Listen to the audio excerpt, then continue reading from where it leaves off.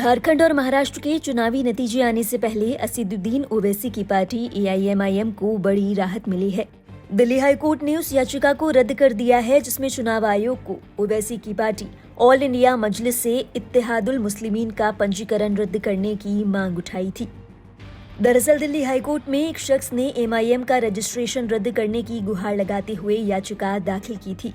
याचिकाकर्ता ने तर्क दिया कि एआईएमआईएम का संविधान केवल एक धर्म विशेष के लिए आवाज उठाने की बात करता है, जो कि देश के धर्मनिरपेक्ष ढांचे के खिलाफ है। ये याचिका तिरुपति नरसिम्हा मुरारी नाम के शख्स की ओर से लगाई गई थी। उन्होंने एआईएमआईएम के रजिस्ट्रेशन पर आपत्ति जताई कि एक राजनीतिक दल के तौर पर इसका संविधान केवल एक धार्मिक समुदाय के हितों को आगे बढ़ाने का इरादा रखता है। याचिकाकर्ता की ओर से कहा गया कि पार्टी की सोच धर्मनिरपेक्षता के मूल सिद्धांतों के खिलाफ है। इसका पालन संविधान और जन प्रतिनिधित्व अधिनियम के तहत हर पार्टी को करना चाहिए। हालांकि इस याचिका को दिल्ली हाईकोर्ट की ओर से रद्द कर दिया गया। इस याचिका की सुनवाई करते हुए जस्टिस प्रतीक चालान ने याचिका को खारिज करते हुए कहा, इसमें कोई दम नहीं है।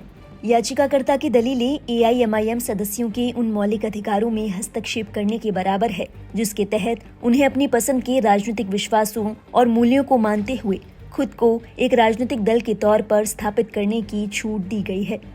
अदालत ने आगे कहा, एआईएमआईएम ने जन प्रतिनिधित्व अधिनियम की धारा 29A की उन जरूरी शर्तों को पूरा किया है जिनके अनुसार किसी भी राजनीतिक दल के संवैधानिक दस्तावेजों में ये घोषित किया जाना चाहिए कि वो संविधान और समाजवाद, धर्मनिरपेक्षता और लोकतंत्र के मूल सिद्धांतों के प्रति सच्ची आस्था और निष्ठा रखता है। मौजूदा मामले में तथ्यों के आधार पर ये आवश्यकता एआईएमआईएम द्वारा पूरी की गई है। 29 नवंबर को पारित किए गए अपने इस फैसले में जस्टिस जालान ने लिखा, याचिकाकर्ता ने स्वयं रिट याचिका के साथ 9 अगस्त 1989 का वो पत्र संलग्न किया है जो एआईएमआईएम ने पंजीकरण के लिए अपने आवेदन के समर्थन में चुनाव आयोग के सामने प्रस्तुत किया था, जिसमें कहा गया था कि अधिनियम की धारा 29(5) के अनुसार इसके संविधान में संशोधन किया गया है।